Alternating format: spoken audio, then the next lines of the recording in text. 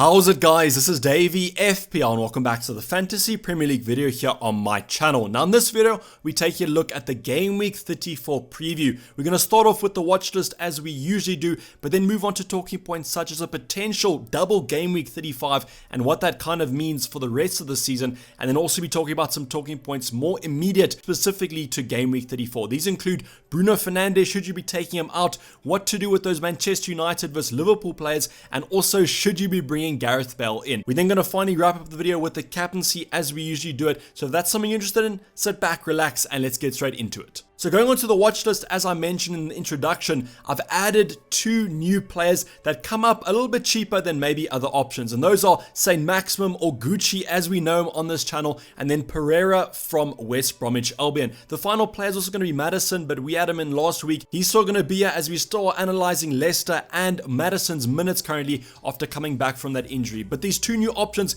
come in quite cheap as I mentioned, and that's the thing about these two, is that they're still returning quite good points, and hopefully Gucci manages to return some good points in the upcoming game weeks. But Pereira basically summarizes points per million as he's been great value this season, picking up 9 goals and 6 assists in 2,214 minutes. So definitely going to be a main starter for West Bromwich Albion, and I'm sure he will be playing the majority of their minutes as they look to kind of get out that relegation zone from now to the end of the season. But great value at that 5.5 bracket. Gucci is basically on an expectation here. I just saw him play against Liverpool and he was on fire there, dribbling absolutely pristine there, and I reckon in the upcoming game weeks, if the fixtures do look quite good, I think that Newcastle's Saint Maximum should do quite well. So not that many goals or assists this season, only 3 goals, 5 assists, and has played basically over 1,000 minutes. But at 5.1 million, not too much risk there if you want to go for the French winger, as I definitely saw some potential for some upcoming points, especially like with West Bromwich Albion. Newcastle aren't safe yet, but I'm pretty sure they'll try and get out of that kind of relegation scrap, and they should be quite comfortable from now to the end of the season. Then the final player,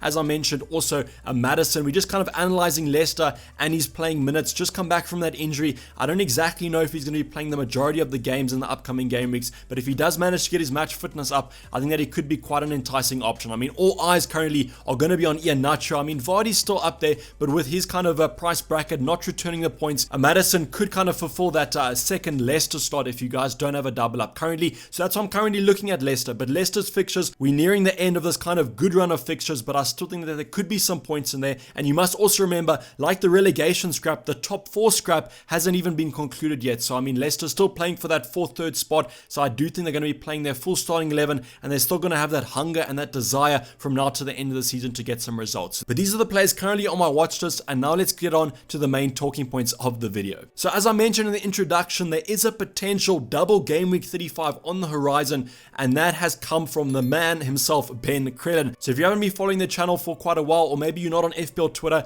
Ben Crellin is basically the man who predicts the doubles and the blanks using the schedules of other cup competitions and the Premier League as a whole. And basically what he's come out and said is that because the government in the UK wants to have every single team to have a home fixture either in Game Week 37 or Game Week 38, because they want to return fans to the stadiums and allow them to buy tickets for that final home fixture. But as you know, in a single game week, half the teams have a home fixture, half the teams have an away fixture. So to kind of counteract that, they're going to do a little bit of a fixture reversal and maybe have some double game weeks and some blank game weeks in Game Week 35 and 36. So before we go on to the more details of this, it has not been confirmed yet, but there has been a little bit of a rumor that it might be coming out this week. We do have that break from social media from the Premier League to kind of counteract the racism that's been going on for those players. So that's something to keep in mind. So if it's not announced before Friday afternoon, you can kind of bet that it's not going to be announced over the weekend. So that's kind of the thing that you must look out for. Hopefully it does get announced this week so we can kind of use those transfers for Game Week 34 leading into Game Week 35 and potentially make the most out of that double game week. But this is the current schedule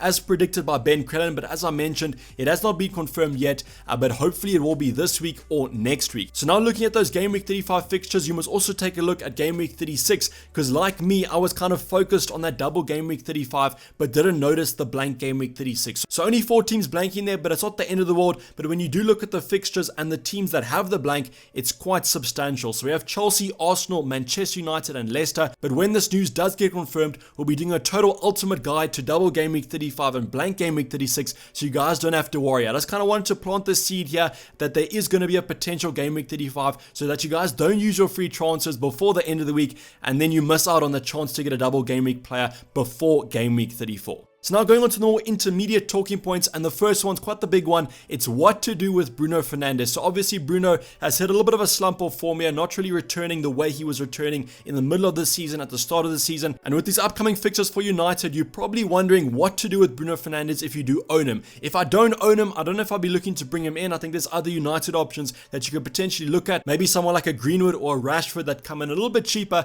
and then Bruno Fernandes does. But if you do own him, what should you do? Now with Liverpool up next, I know that Bruno Fernandes' form against the top 6 this season hasn't been great, but the thing about Liverpool's defense is that it's looking quite shaky at the moment. So I would almost be tempted to keep hold of Bruno Fernandes, but I think this also is subjective to your own squad. If you don't own someone like a Heung-min Son, if you want to maybe bring in another differential option, you could definitely look at them. And that's the thing that it comes down to for me and Bruno Fernandes, is when I took him out in my Game Week 31 wildcard, I think it was, I kind of looked at the fixtures and I predicted when I would want to captain Bruno Fernandes. And in the upcoming fixtures or the game weeks from 31 to the end of the season, I didn't see that many opportunities. I mean, against Liverpool, probably not going to be captaining them. I know defensively they haven't been great, but still it is a considerable top 6 clash, inverted commas. So you're probably not going to look at captaining him when there's other teams that are better fixtures. Against Aston Villa maybe, but I think in game week 35, if that double does come about, there could maybe be another option that you do look at. And that's the thing with that game week 35. It's against Aston Villa away, and then they might have another double game week fixture as well. But in and around that, they do still have other cup competitions that they have to also look at. And if United at the current moment sitting second,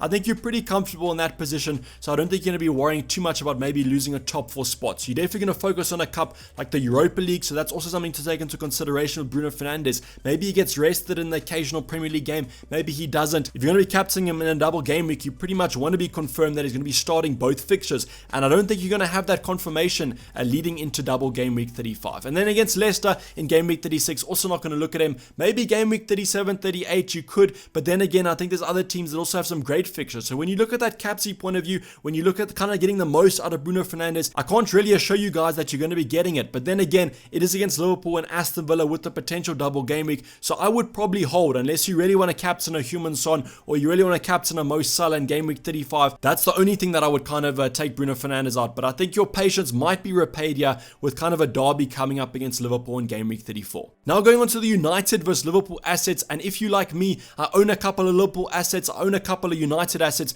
What should I do with them? Because I currently have some nice fixtures on my bench that I want to play instead of these options, but can we be sure of those bench players maybe scoring more points against Jota or Greenwood? That's kind of going to be up to your guys' decision. But my recommendation would kind of be, what I did was I put the betting odds on the screen here. No, I'm not encouraging you guys to go bet or gamble, but I must say that Liverpool being the favourites for this fixture wasn't something that I kind of expected. But as you can see, United, Liverpool quite close on those betting odds, so I'm expecting quite a close game, probably going to be a draw at the end of the day. But the one thing I want to highlight about United, against the top 6 sides, inverted commas there, they've basically got a 0-0 draw in most of their fixtures, and that's kind of my prediction for this week. I think that neither United or Liverpool want to lose this one, so I think a 0-0 will probably be quite a respectable prediction there, and kind of one that I always seem to be leaning towards when I think of United versus one of the top 6 opposition, inverted commas, as I said. So whether to play United options or play Liverpool options, what I would say is I would play my United attackers, just because that Liverpool defense has been quite hit or miss this season, and I think the chance of them not keeping a clean sheet is probably going to be quite high, even though I did predict 0-0. And then in terms of the Liverpool options, I think if you have a Mo Salah, you definitely start him,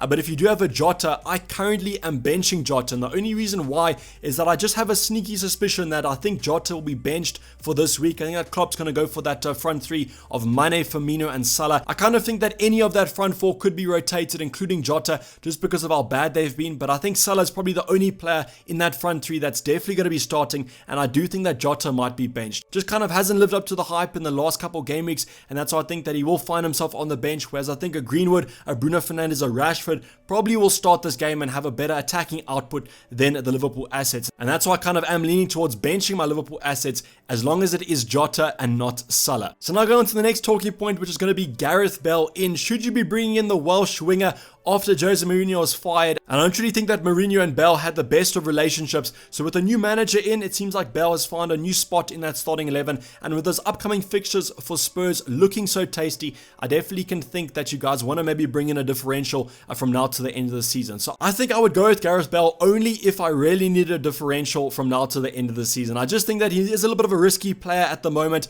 I definitely favor the likes of Harry Kane or Heung-min Son if I was to go with the Spurs option, but if you want to go more different differential, if you want to get in a player that has the potential to get a couple returns, then I do think Gareth Bale could be your man. I think if Gareth Bale was a little bit cheaper than the price he currently is, I think that might be more of an appetizing option, but at that current price point, I simply can't afford him without losing one of my other premiums, and I don't really want to do that at the moment. Maybe in the upcoming game weeks, if I want to downgrade Jamie Vardy to someone cheaper, then I could maybe afford a Gareth Bale, but right now, I think only if you really need a differential, maybe you want to really captain Gareth Bale against Sheffield United, you could look at that. As I said, only do it if you really have to make up space in your mini leagues or your overall rankings. So the final talking point that we're going to be going over is captaincy, and captaincy for game week 34 is actually quite a juicy decision to make. So we're kind of at the stage of the season where if you want to go differential, you can, and the nice thing about going differential is that there's some really good options that you guys can look at. So starting off, I'm going to be going over the player that I think will be captained by the least amount of people, and that's why I think that he could be quite an enticing option. Is basically just going to be a Man City option. I've gone for Kevin De Bruyne here, as if he does start, he's my kind of favorite option to get me attacking returns, but you can kind of slot in anyone here, Mahrez, a Sterling, an Aguero, a Jesus, whoever you kind of want. And the thing about that Man City captaincy is I think it's really under the radar at the moment. I mean, against Crystal Palace, a side that they usually trounce, I think this should be quite a good game for Man City, just kind of predicting who's going to be starting. But the thing about it is just monitor the game tonight, which is going to be the Champions League fixture between Man City and PSG. And usually what happens if the player does find themselves on the bench in the Champions League, they usually do play. This isn't kind of a 100% accuracy thing, because the thing about City is the players that aren't in the starting 11 is more than 11 players, and they definitely have the quality to start in the next fixture. So maybe look, if a player like a Sterling is benched tonight, then he might find himself on the playing field against Crystal Palace on the weekend. That's just kind of what I'm talking about. But I mean, no one's going to captain a Man City player in my opinion, so this could be a massive differential if you guys do want to go for it, and I think that it should pay off in the short term. Then the next two options are going to be the options that you guys are kind of contemplating between. It's either going for Harry Kane in a team that hasn't been playing that well, or going for maybe a cheaper Iheanacho in a team that is playing great at the moment, and also a player that is in massive form. And that's what you guys kind of have to go to. I think in FPL, sometimes we always look at the price tag when we look at that captaincy. I can think of it in my own bias, to be honest. If I was looking at Jamie Vardy or Iheanacho, I'll probably go for Jamie Vardy just because he's on pens, is a little bit more expensive than Iheanacho, basically double the price. But Iheanacho just has that form right now, and I don't think you can go wrong with captaining a Leicester player against Southampton away, because if you do recall from the stats, defensively Southampton are one of the worst teams in the Premier League at the moment. And I mean, Leicester, high flying, trying to go for that top 4 spot. I definitely see them getting a couple goals against Southampton, and that's why I think Iheanacho could be a great shot, but might be a little bit more differential. Kind of depends on where you are in your mini leagues. I'm pretty sure that Kane and Iheanacho both will be over probably 100% this week, so if one of them does bang and you don't captain them, just beware that you could be landing up with the red arrow. Now moving on to Harry Kane, the more expensive option here against Sheffield United, a team that's already relegated. We spoke about it in the previous game week about how a team, once they're relegated, sometimes plays better, and we saw that on the weekend, Sheffield United actually winning their game 1-0. So I mean, with Spurs, the form they're in currently, not really playing that well, but I do think that they will get a couple goals in this one and hopefully a win if you are a Spurs fan. So I think Kane definitely probably will be the most captain option, but I do think Iheanacho is slightly leading me towards, just because 1, the form he's in, and 2, Leicester going for that top 4 spot and are playing quite attractive football at the moment. So it's a really tough debate here. I think that Kevin De Bruyne and Man City option is probably the outside shot to go for, because no one is talking about going for a Man City captain, and kind of everyone is fixating on going for Iheanacho or going for a Harry Kane. I mean, we spoke about Gareth Bale. That could be an option that you guys could go for. Just because I've gone for Harry Kane here doesn't mean another option from his side isn't as good of an option. I mean, you could argue that maybe Son could be a better option against Sheffield United than Harry Kane is, and also you could go for Jamie Vardy maybe if you want more of a differential over Iheanacho. But definitely I think that the two players that are currently going to be leading the lines are going to be Iheanacho and Harry Kane. And now let's move on to the predictions and see how they fare on the points. So now go into the fantasyfootballhub.co.uk prediction tool, and these are basically the points predicted that each player is going to be scoring for game week 34. So right at the top of there, we've got Heung-min Son and Harry Kane, and that's kind of understandable just because of how good of a fixture that Sheffield United fixture is at home. So I think that Kane and Son probably will be leading the lines from both sides, but I do think there with Jamie Vardy, now always remember that this is probably based on the entire season, and that's why Iheanacho is not here. But I would just simply replace Vardy with Iheanacho because I think he'll score on a similar kind of prediction basis, but you can see here that Iheanacho is predicted to score quite a few less points than Harry Kane is. Harry Kane predicted 7 points, Jamie Vardy says Iheanacho 5.1, but I do think at the end of the day, it's FPL. We can't really predict who's going to score the most points, so basically choose the player that you think will. Next up, we got my favorite option, probably out of those kind of differential aspects, going to be Kevin De Bruyne against Crystal Palace away with a 5 point, and then we have Mo Salah against United, but I probably won't be going for a Liverpool asset, just one, because they haven't been playing well, and two, it is a top 6 clash that I think will be quite a close game. So I definitely would focus on those top 4 sides, just simply swap Vardy with Iheanacho, as I think I definitely would look at Iheanacho more at the current moment than Vardy, just because his stats are looking a lot better. So that's basically wrap up the video, guys. Hopefully you did enjoy it. Please don't forget to like it if you did, and subscribe if you're new and have not subscribed yet. I'll be seeing you guys tomorrow for the team selection, and otherwise I'm going to be signing off. It's been Dayvy FPL, and I'm out. Cheers, bye.